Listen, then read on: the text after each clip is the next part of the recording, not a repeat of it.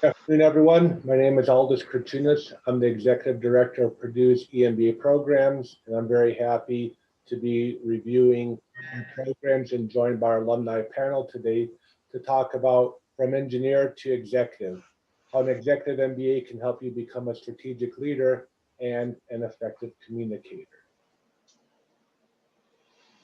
I've been at Purdue now close to 20 years, in this role for about 10 years. And I'm very glad to have our alumni panel since I helped bring them into the program and I had all of them in class. They bring different perspectives. Their common experience is all having an engineering undergraduate degree, but certainly different paths that they've taken within their career. There are three alumni panel, David, Wendy, and Jesse. So I'll have each of them briefly introduce themselves now, and then in a few minutes, we'll go a deeper dive into some critical questions about their background and their path through the EMBA programs that each of them chose. So David, if you could start off, please. Sure thing, Aldous. Thank you for the opportunity to be here and speak to some prospective EMBA students. Dave Zekfeld, I'm Canadian. I went to school near Toronto and did an undergraduate in nuclear engineering. I worked in nuclear for about 5 years before getting an opportunity to move to Amsterdam, where I started on a more of a startup company, which was looking to make a research reactor for medical isotopes. At that time, I began my MBA search and ended up studying part-time through the Global Executive MBA program with Purdue, and then ended up changing back to Canada, back to a company called Ontario Power Generation, where I've been and currently am a senior manager of strategic initiatives. Awesome, thank you. And thank you for joining today. Wendy? Sorry there, got to get that mute button off. My name is Wendy Tier. As Aldous said, I graduated in the class of 2017. I have an engineering mechanics bachelor's degree from University of Illinois and a master's degree in mechanical engineering from Washington University. So I brought both of those to the program. I'm currently a manager at the Boeing Company. I lead our international execution team for our cruise missile systems. We basically, I have 9 people working for me. We support Harpoon and SLAM-MER weapons all around the world. So I have that opportunity to interact with countries that we work with through our US defense. I've been at Boeing or McDonnell Douglas ever since I graduated with my undergrad. Very nice, thank you. So David and Wendy are alums of our Global Executive MBA. Jesse graduated from our traditional EMBA, and also his undergraduate within the state of Illinois, just like Wendy. So a bit of a theme that we have here today. Jesse? Hello, thank you for the opportunity to speak with you all. My name is Jesse Arias. I have an undergrad and master's degree in mechanical and aerospace engineering. I spent most of my career in valve development for heavy equipment. I'm currently the advanced product quality planning manager at Hydroforce. We're the world's largest manufacturer of hydraulic valves to heavy equipment industry. Thank you again for the opportunity to speak with you. Good to have you joining us as well today. So let me take a few minutes to talk about our programs, and then we'll shift to questions for our alumni panel today. So for those that aren't familiar with Purdue, we just celebrated our 150th anniversary. Purdue is part of the Big Ten Athletic Conference. So its size and magnitude means that beyond our 2 EMBA programs, we're a leader in 200 different areas. So as a student of Purdue, you'd have access to a large range of resources, not just the many resources we offer in our EMBA program. And one of the key features of Purdue certainly is the large alumni base that we have. While your cohort may be about 25 individuals, keep in mind that we have over 600,000 Purdue alumni around the world, as we call them, Boilermakers. And wherever you travel, you're likely to see someone wearing Purdue clothing in an airport when people are traveling more by air.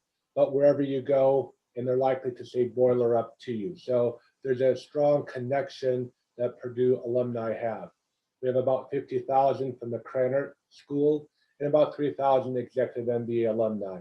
So again, while your cohort may be a very manageable 25 people where you get to know everyone, you're part of this much broader family of Boilermakers around the world. In terms of what your fellow students look like, here's a 3-year running average. So certainly some of Jesse's and David's peers are within this running average that we have. In terms of work experience, we require a minimum of 5 years of work experience because that's the point we see individuals have more management or leadership responsibility. So that's a common thread across everyone in the program. Certainly no maximum work experience cap. And we've had people even celebrate their 60th birthday while they've been in the program. In terms of positions held, very much reflects the years of work experience from analyst on up. And here also we see a nice distribution of different positions that people hold. With our format, people can and do live anywhere in the world. David being a great example of that, and changing countries during his time within our program. So no industry dominates. It's a nice spread of what you would expect to see from services, manufacturing, government, medical, and so on. And then the geographic background as well, a nice split. About a quarter of students are from the Indiana area, a quarter international, another quarter elsewhere in the Midwest, such as Wendy and Jesse, and then the rest from around different parts of the United States. It's a nice balanced and diverse set of backgrounds. This is critical given the format that we have.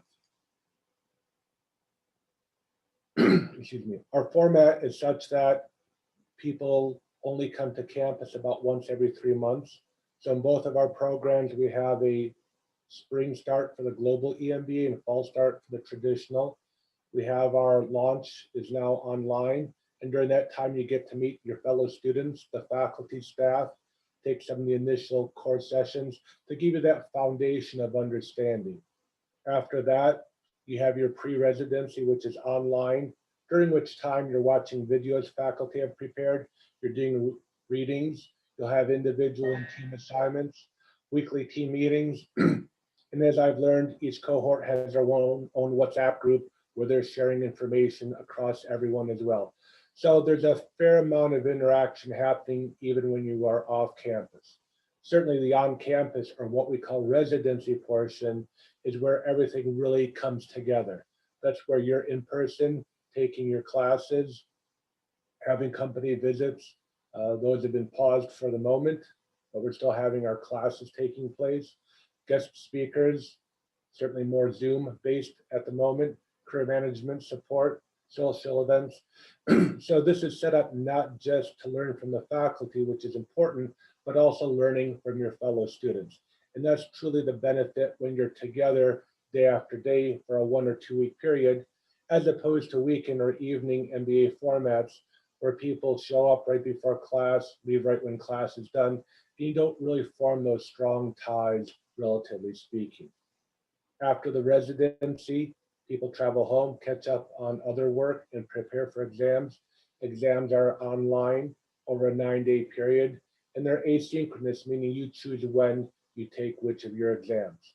The asynchronous part is also true for that pre-residency portion that we were talking about. When the exams are done, you have a 1-week break. Excuse me.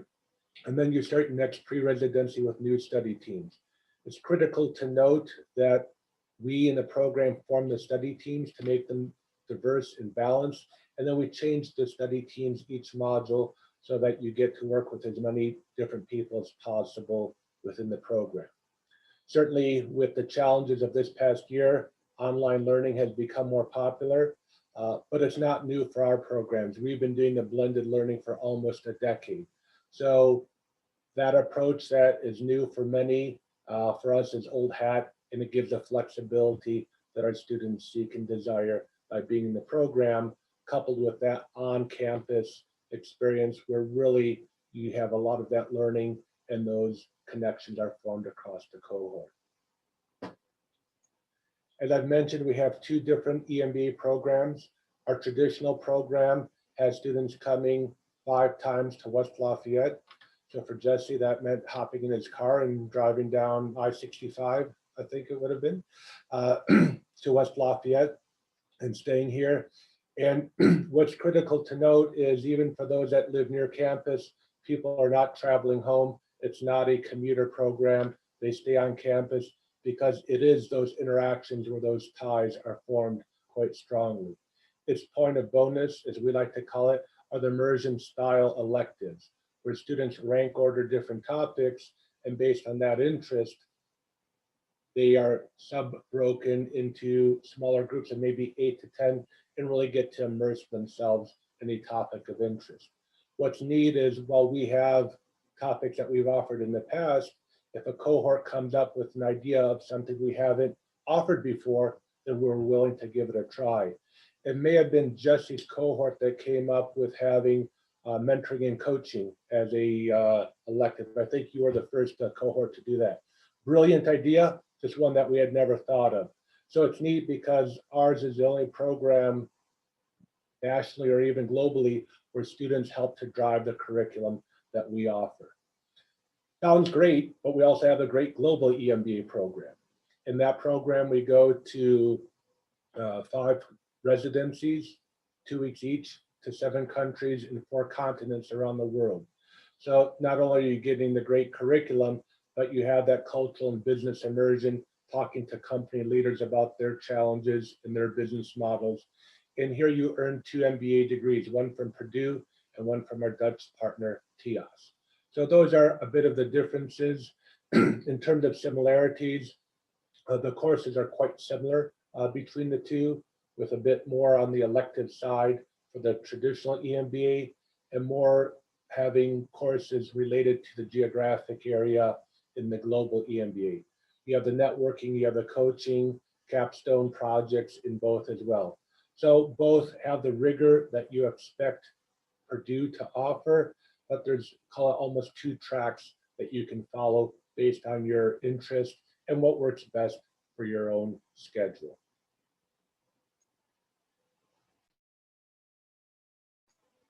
So looking at a typical week on campus, that campus might be West Lafayette, it may be Milan, Italy, or Rio de Janeiro, depending on what program you are in. So a typical week has classes Monday to Saturday, 2 classes in the morning and 2 in the afternoon, different topics between the morning and the afternoon to give you a bit of that mental variety. We have breaks built in during the day so that if your company's expectation is that you're returning emails or phone calls, you have a bit of time to do that. So while you're definitely immersed in the learning, you're not shut away from workplace expectations. You certainly can't keep the same workload going though when you're in residency. I think all of our alumni would agree with that. Also, where possible, we visit a company and have that company visit coincide with part of the curriculum. So near West Lafayette, there's a fairly significant Amazon distribution center. We've gone there as part of a complement to the operations course in that particular week. Purdue has a great basketball team. So where possible, we've gone to that. I know Jesse, you and your cohort definitely went there during that time. With Wendy and David's cohorts, we would definitely be doing offsite dinners where possible and or city tours. So it's a nice mix where it's not just classroom and you say goodbye to each other, but those interactions are continuing. And by having everyone together, we can plan these activities out. So it's not just workplace relationships that are forming, but you're truly forming a new set of friendships. And we'll have our alums speak a bit about that here in a few moments. So that gives you an overview of the programs. And so today we brought in 3 alums on this panel with engineering background because people come into our program with different backgrounds and a number of them do have engineering. And so, and I've spoken with people with engineering backgrounds. Some of them see it as a strength. Some of them want to move into different types of roles. And so instead of my just speculating on that, I thought having 3 alums would be a great way for all of you to learn more about this background and how it can help you. I'd say about 40% of our students have an engineering or technology background coming in. So certainly a sizable part of our student body, but it's not everyone having an engineering background coming in. So let's start with for the EMBA portion, certainly. So I'm going to start off with Wendy on this question, then David, then Jesse. So when you did graduate with your undergrad degree, as you mentioned, you stayed with the same company or set of companies, if you will. Where did you think you were headed at that time, and how has that evolved over time? So I always liked the engineering side of things, and I do work for a very large engineering company. So that's a big focus of all of the work that we do. But I always had an idea that I wanted to do some sort of engineering management. When I got my master's at Washington University in St. Louis, I took my technical classes, but most of my electives I took in engineering management. And then just through the company, that's sort of some of the progressions. We have 3 paths we can follow. And the one I had been following was more that leadership growing into management. I never anticipated staying with the same company for over 30 years so far, but I'm glad that I have. And I think the opportunities that I had and just the growth was a great fit, and I was able to stay there and continue to grow and change, but definitely growing towards more into the management. Awesome, thank you. David, your perspective on this? Yeah, thanks, Aldous. I remember within my first month of being on the job as an analyst in the nuclear industry, kind of mapping out a career plan, which included doing a master's of business administration. So for me, it was kind of from day one, that was an area that I thought would be very helpful to my career. My career started technical. So a couple of years of doing technical work, then moved to project management for a year or so, and then moved over to commercial management and business development. And then I launched into kind of bringing those together as a market analyst. And the MBA was something I started on probably about 7 years into my career. And yeah, I think that was about the time that I mapped it out, probably a little later than I'd expected to be honest, but it was the right time for me and the right course to move that forward. It changed my ability to get to the next step in my career. So it had a significant return on investment, let's say. And I think it's shaping how I continue to evolve in my career. Awesome, thank you. Jesse?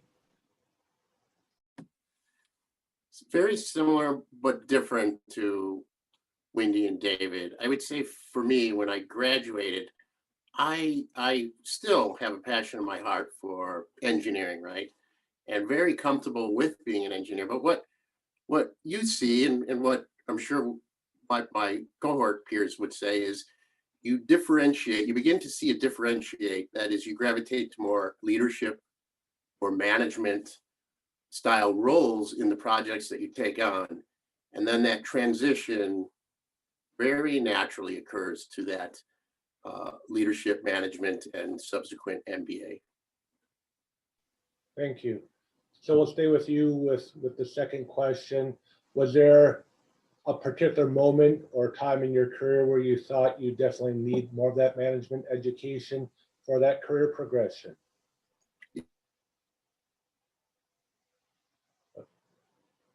I think you're muted, sorry. Apologies, absolutely. I want to say for me, the first management position I had, I didn't have the formal leadership training.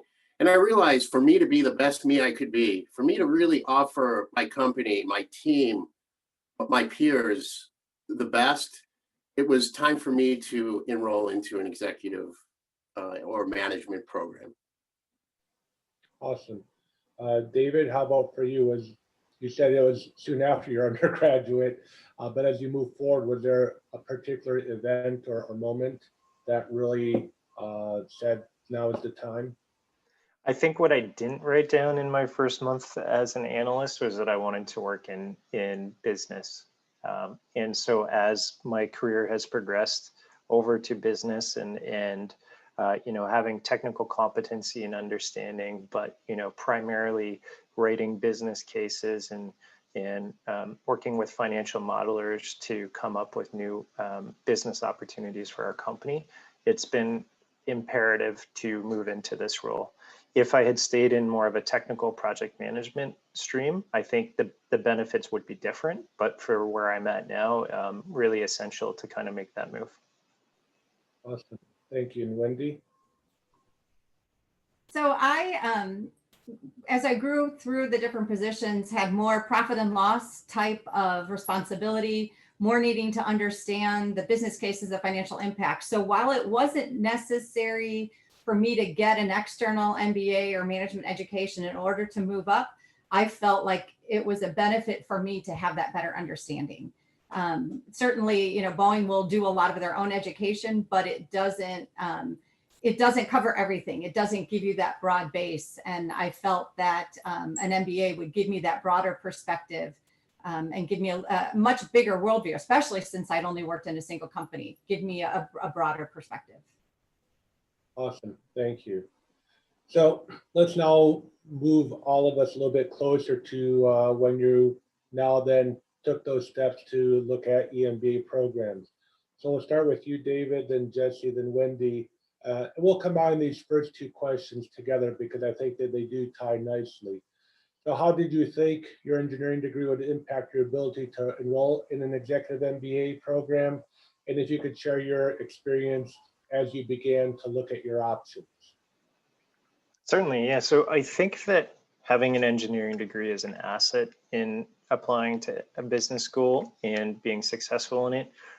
Your quantitative background for courses like statistics is going to be a big help. And to be honest, accounting is weird and different for engineers, but it's math, so you can figure it out. I do think that having an engineering degree and a business degree is a great combination. And in my company, technical understanding with business acumen is a rare combination. So definitely see the benefits to that. My search began with a question of, in my life position or where I was at, did I want to do full-time or part-time? And for me, it was doing part-time studies. I couldn't justify stepping away from work for 2 years or a year, depending on the programs you're looking at, to jump into a full-time MBA. I looked at the cost. It was probably the second thing I looked at, and deciding on what would be, or putting the business case together effectively for the MBA on my own. What's the return on investment? How much is this going to cost me up front? If I need to take time off from work, what would that be? Which is really what sunk the full-time studies, because 2 years of lost income is a huge cost. I looked at general interest in various programs. So for me, going to 7 different countries, 4 different continents, over a year and a half sounded pretty awesome. And I also looked at the brands of the schools that were available. And then lastly, I'd say it was negotiations with the company about taking the course. And after I had made my preference, I wrote down the top 5, brought that forward to my company, and they helped to make the decision. Great, thank you. Jesse?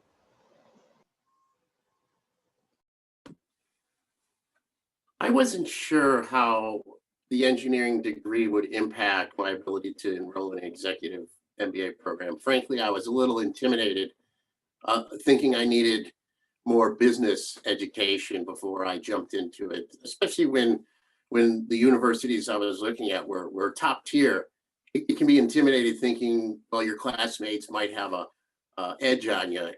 That said, David's right. The technical acumen that we have as design engineers or engineers in general is a strong asset for us in the MBA program. Describing my experience as I began my search, it was intimidating. I didn't quite know what to look for, and this search was a 3-year process. And really what culminated the search had to do with brand. The same things David said, brand, probably primarily, the value, and then the ability to reach out to Aldous and his team and gained insight on the program and understood what made Purdue different was what I was looking for. Great, thank you. Wendy? All right, so in terms of an engineering degree, I didn't even really think about it. Honestly, for me, it had been quite a while since I got my my master's degree and bachelor's degree. So I looked more at the work experience that I had, and I felt that what I did fit in fine. I've never been concerned about school. I wasn't concerned about the schooling side of things.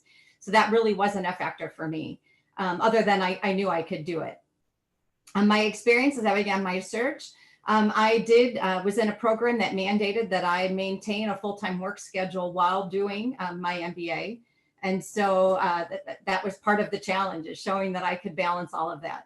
So it was very important for me to find one that could be done part-time. I did look at some. The models varied from a hybrid model like this to the every other weekend to the programs such as that. I felt that this program in particular and the way it was set up was the best for both my work situation and my home situation. So I was a single mom of 3 children and older children, so at least there was the benefit there. But they were still in high school and college, and being able to support them through all of this was important as well. In terms of the school itself, I am a Big Ten, come from a Big Ten family, many schools, and so I look very favorably on the Big Ten and Purdue in general, or specifically. And for me, the big selling point was the international component. I have wanted my entire career, honestly, to get more involved in international, and this was such an excellent way to force it. And so working in defense, that isn't always a big possibility, and this gave me that opportunity to break into it. Very nice, thank you. So were you concerned about starting an EMBA program with little or no experience in business courses? So Jesse, you did touch upon that in your answer. Is there anything more you want to add to that? Sure, a few brief things. I think not knowing what I didn't know actually benefited me. I was concerned about the big names, the finance, the accounting. At the same time, I almost am I'm very pleased with what I expected and what came out of it. So I was concerned. At the same time, those concerns weren't merited. With the team approach and the dynamic way that education is done, it worked out really well. Awesome, thank you. Wendy, any perspective you'd like to share on this question?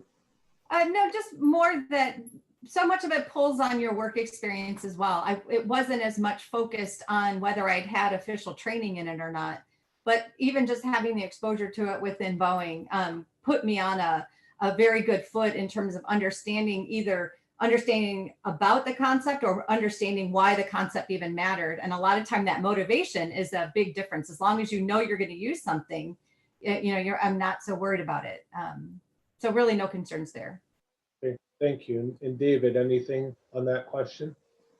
Yeah, just to add to what's been said, coming in, I didn't have any reservations about not having business experience. Maybe that was a bit of naivety, but I wasn't particularly worried. But just talking about nervousness, I do remember sitting in the class in the first day of the introductory module, and I think I was a little more junior than a lot of the folks who were there. And it is an impressive group of people. But I think what you find is throughout the program, really everyone is there as equals, all contributing and sharing. So, very different titles within the group. If you're junior, don't let that be an intimidation, but you can really learn from the others in the program. And they can learn from you at the same time. That's part of the magic.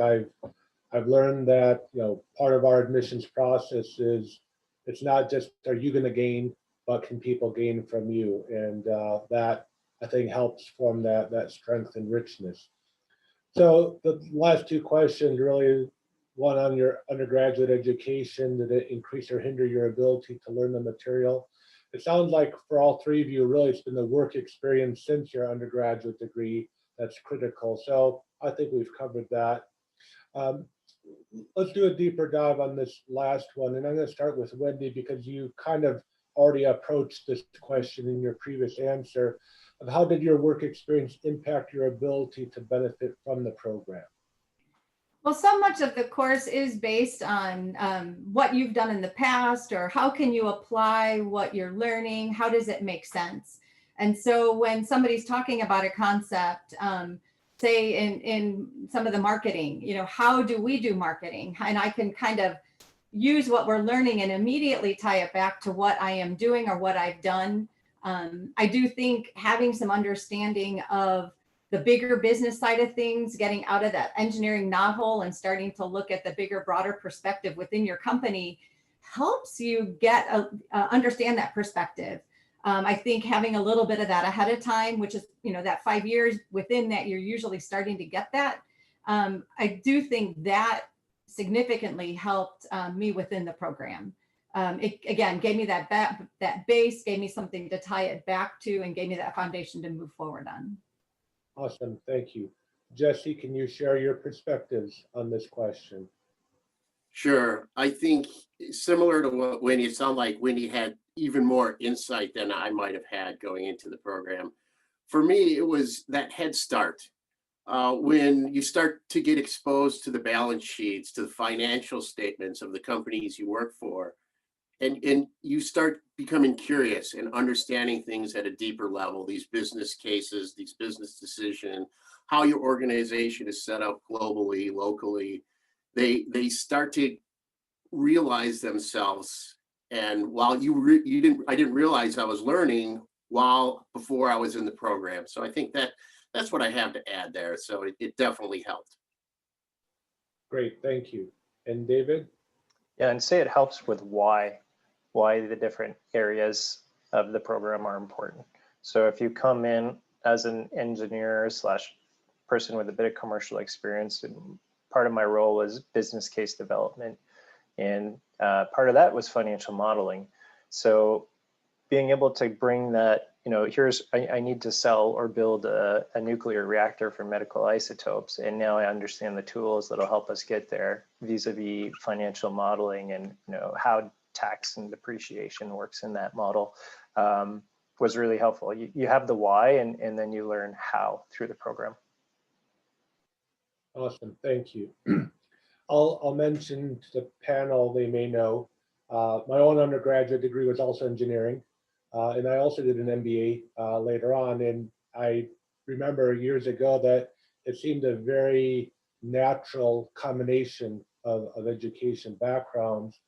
And my motivation then was less so for management roles, but more so that people with just a business background didn't always have a strength of understanding of how things work and get made in an organization, whereas those with an engineering background may not have as much as we're hearing, the understanding on the financial implications or the trade-offs.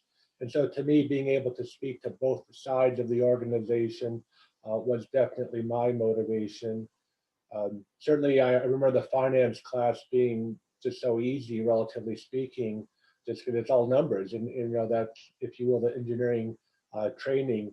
The biggest challenge I remember, and what I've seen with engineers, so I, not necessarily our panel, but in general, the engineers that come in, is that the training that we receive as engineers is to seek out, if you will, the one right answer, or call it the global maximum. Whereas management, there's a lot of questions that you all will recall where there wasn't one right answer, or you know, it just kind of depends what criteria you're going to emphasize or weigh more heavily. And so being able to accept the, at times, ambiguity and just move forward with that ambiguity isn't as much the training, I believe, as the engineer's experience. I don't know if the three of you have any comment on that, if sort of that engineering training at times made it a little bit harder and call it the soft skills areas. I see, David, you've unmuted, so. Yeah, and it's actually related to the first part of your statement. So sorry, I'm not going to answer your question. I'll let Wendy and Jesse noodle on that while I talk about something else. You talked about being able to talk finance and technical. And what I've found through my career is you end up being a bit of a translator or a middle person to help technical people turn their ideas into something that business people can take away and say, you know, this is something we want to invest in. So I think that when you are an engineer with a business education, you really can talk both languages. And quite often, finance people and engineers just can't talk to each other. It's a recipe for disaster. So if you can be that communicator, and I think you will be able to if you have an engineering and business education, you land in a good spot. But sorry, that's not the question you answered. Well, that's fine. Wendy, anything to add to this part of the discussion? Can you remind me of your question? I got caught up in David's response. Well, and David's was a good response. So my closing comment was that with engineering training, we're looking for one right answer, whereas in some of the more soft skills areas, there may be multiple answers and there is no way to maximize the correct answer. So working primarily now in project management, program management, project engineering, unfortunately, there isn't usually one right answer either. So while when we're doing design or some analysis, you might have a single point, most of what we do doesn't. And so I think it just helped broaden that perspective. It makes you look bigger. It makes you get that, open your aperture and see more of what's going on and thinking outside the bounds. I do think I had started to do that already at work in the roles that I was in. This program certainly helps encourage that and then pushes it even more now that I'm back in the office. Awesome. Jesse, any reflections on this? Yeah, great descriptions. That really resonated for me.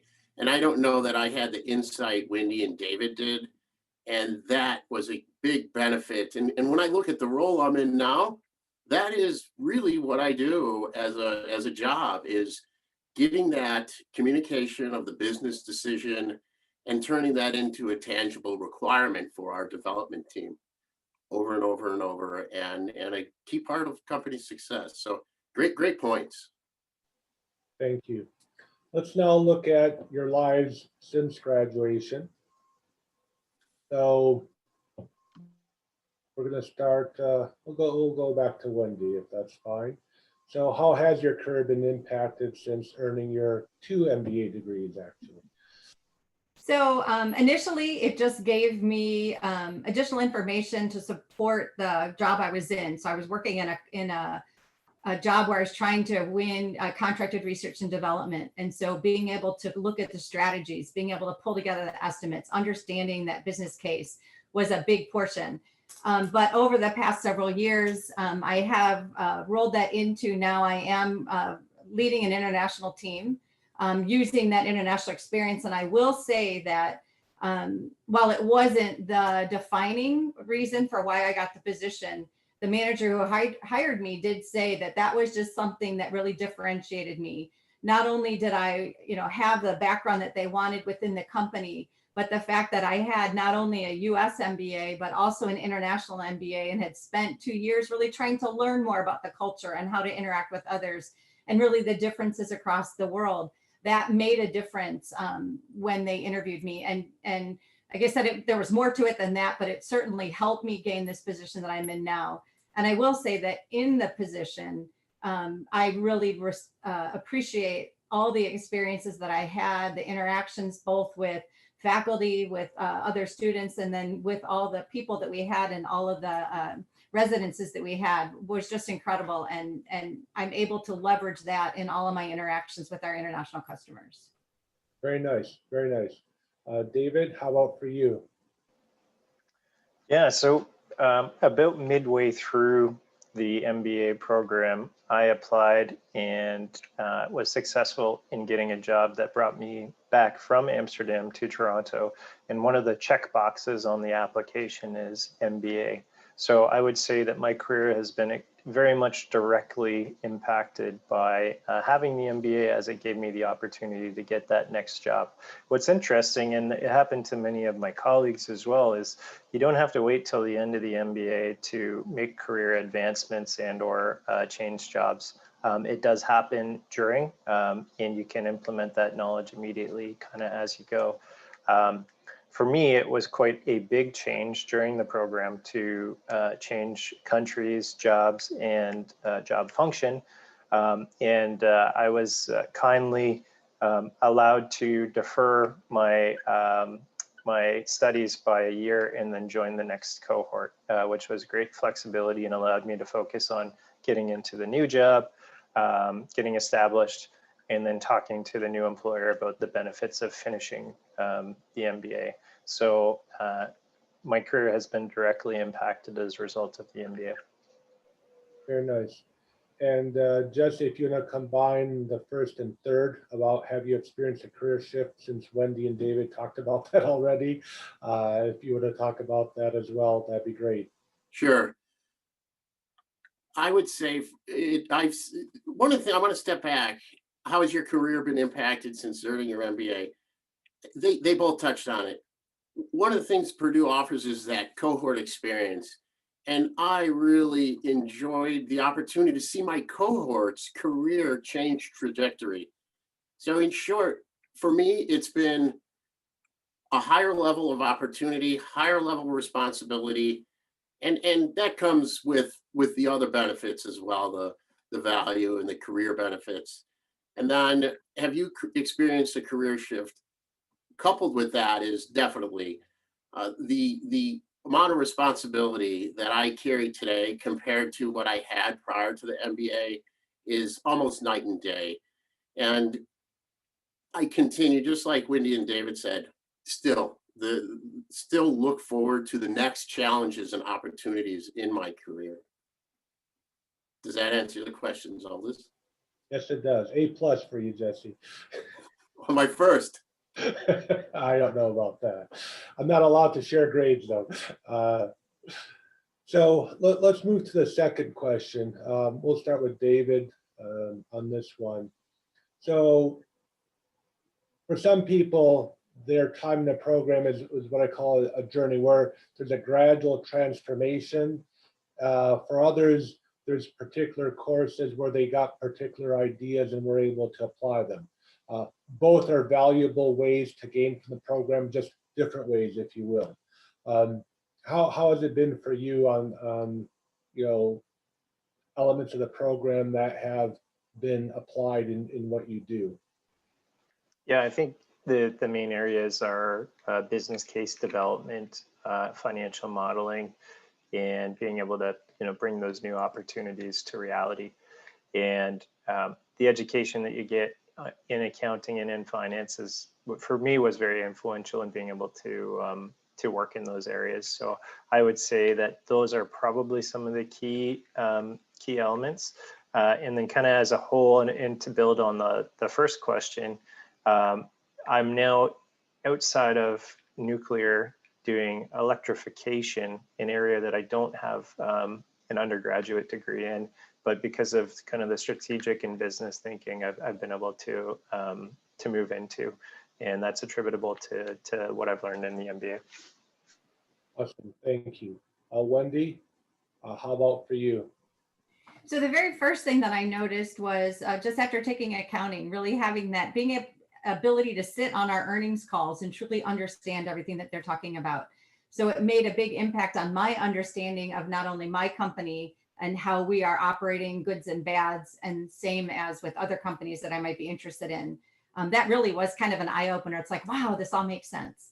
I also, the strategy, really looking at strategy and why we do things and how we can do things differently, and kind of that piece under there, along with that business case development.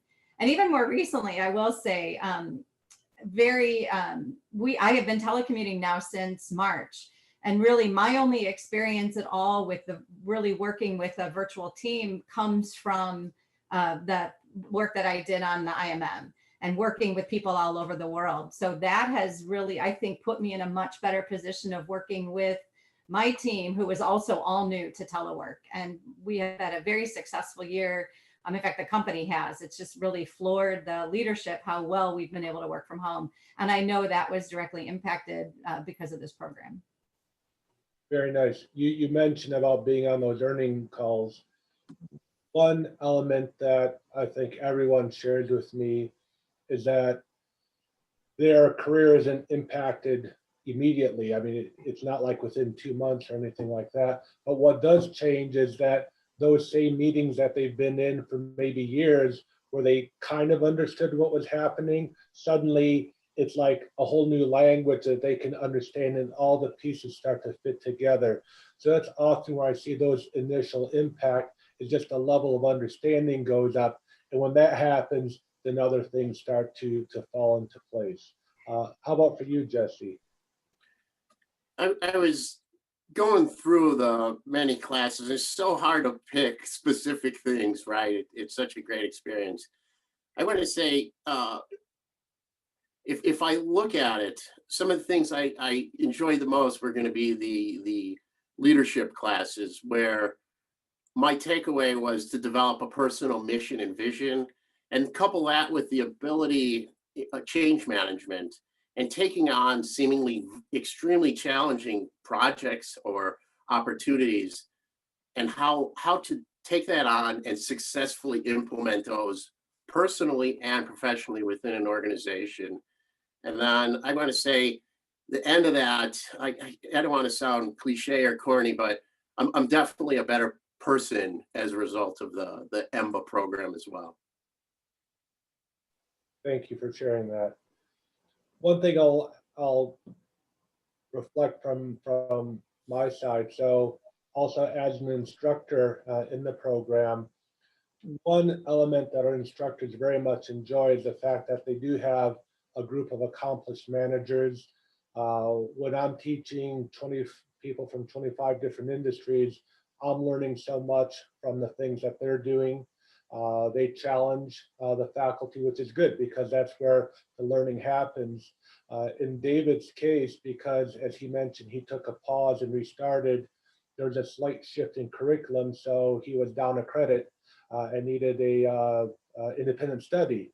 So he did one on, I'll keep it very broad, but it was on international opportunities for nuclear services, from what I remember. It was phenomenal. I mean, it's not anything I ever would have read on my own, but just seeing the depth of the data that he could collect from the engineering side, and then the business case that he was making for that, you know, since then, anytime I read anything about nuclear energy around the world, it's like, oh yeah, I remember that independent study, and they gave me as a faculty member just a better understanding. So there's a richness in, again, that the faculty have.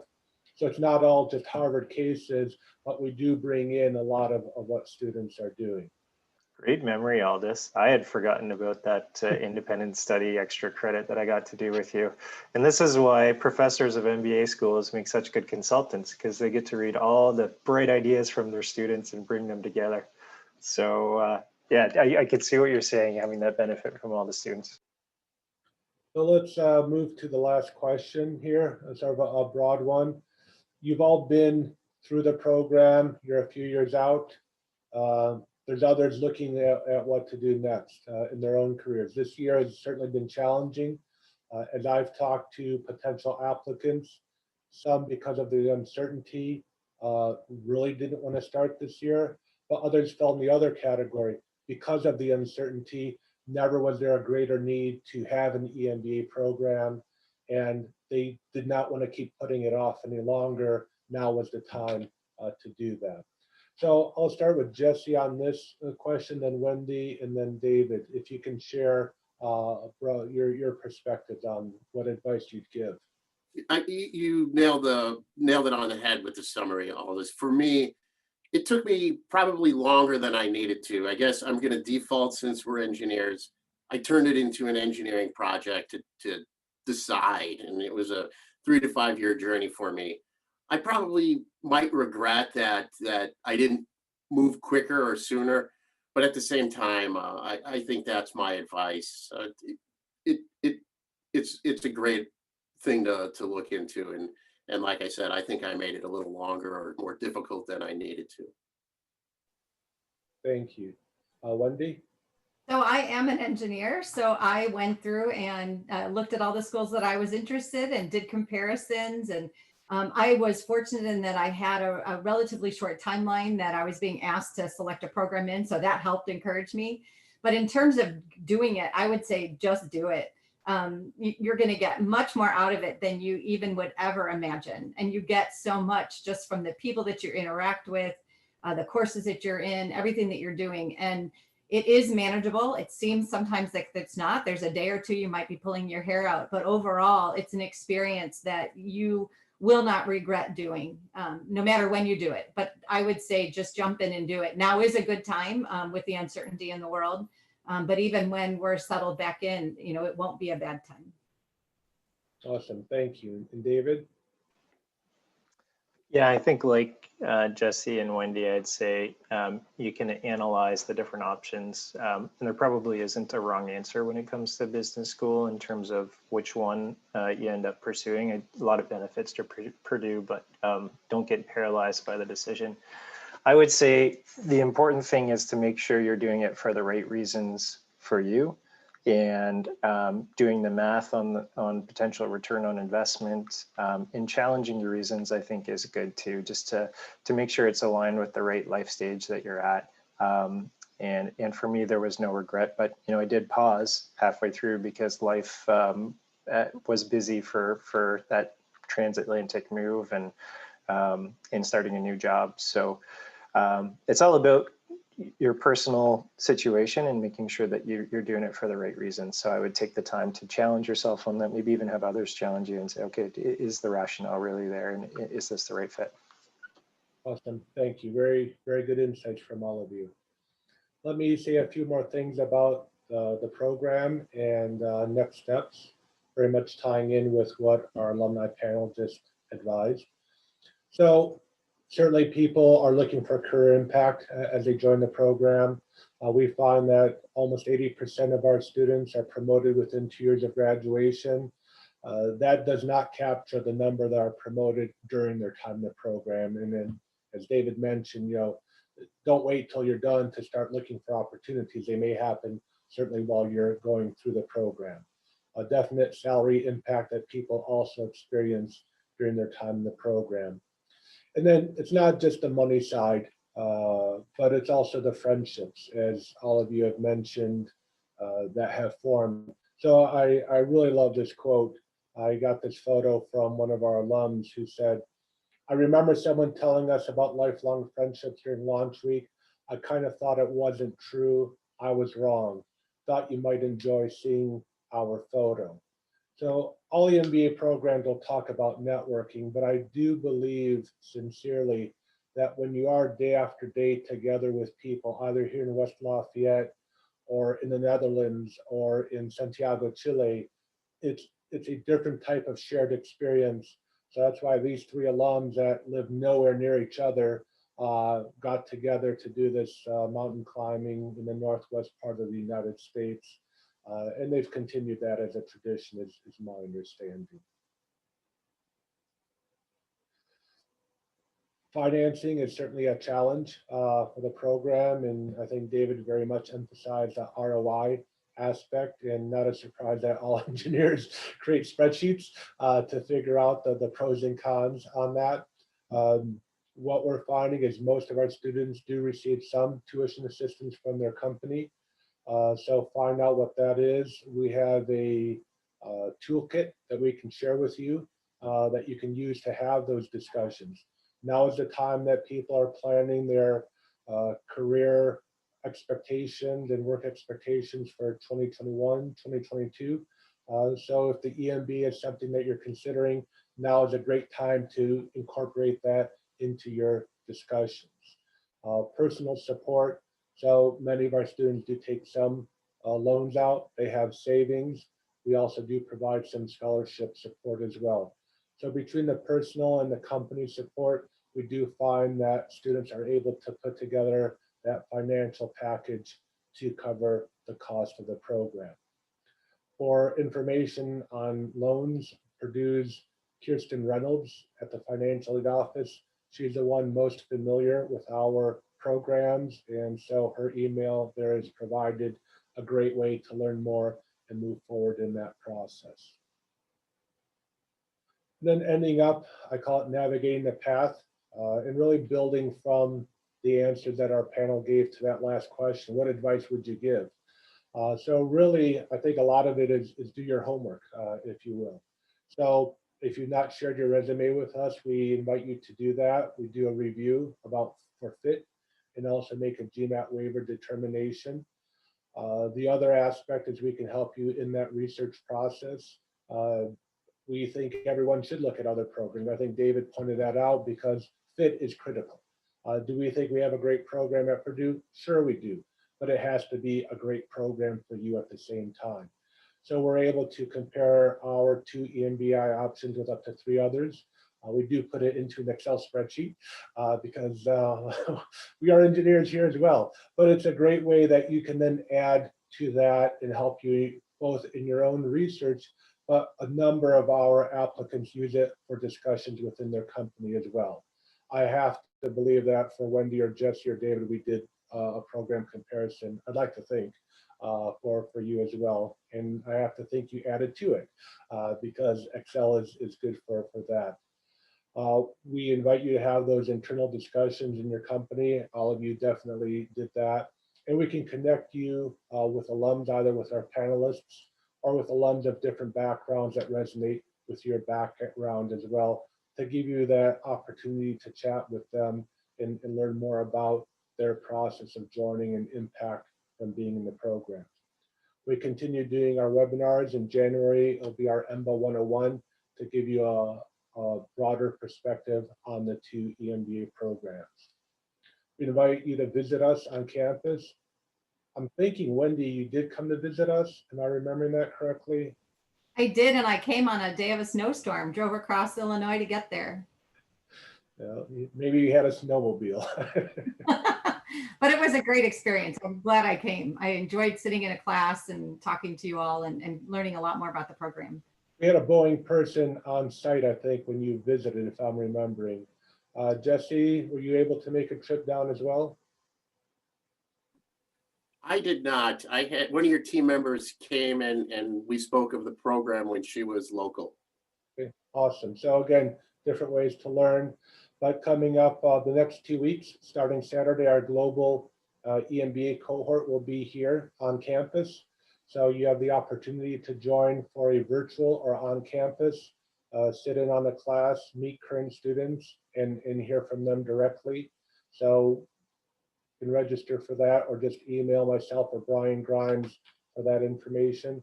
The online application, fairly straightforward. Everything's online right nowadays. So the resume, 4 essays, 2 references, transcripts, and then the interviews we are currently doing via Zoom.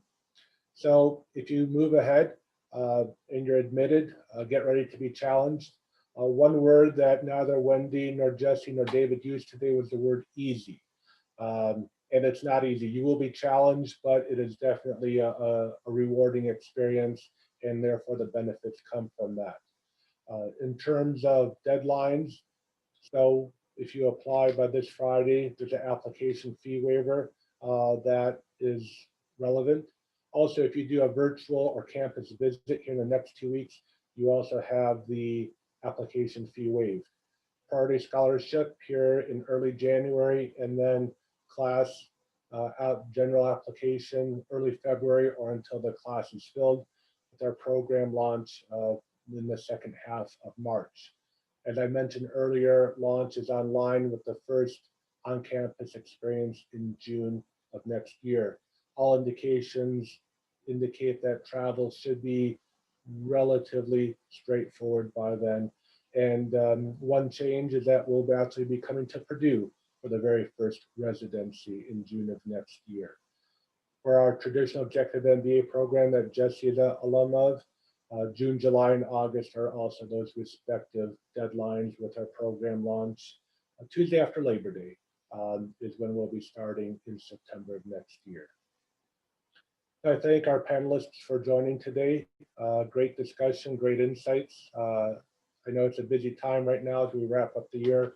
So having you be able to join, I very much appreciate. Always good seeing the three of you as well. I have great memories of the different places we've been to. And you know, you're always welcome. Come back to campus or any other ways that you can continue to engage with your Purdue family. I wish everyone a great holiday season. And if you do have any questions in the future, feel free to reach out and we'll do our best to answer. Thank you very much.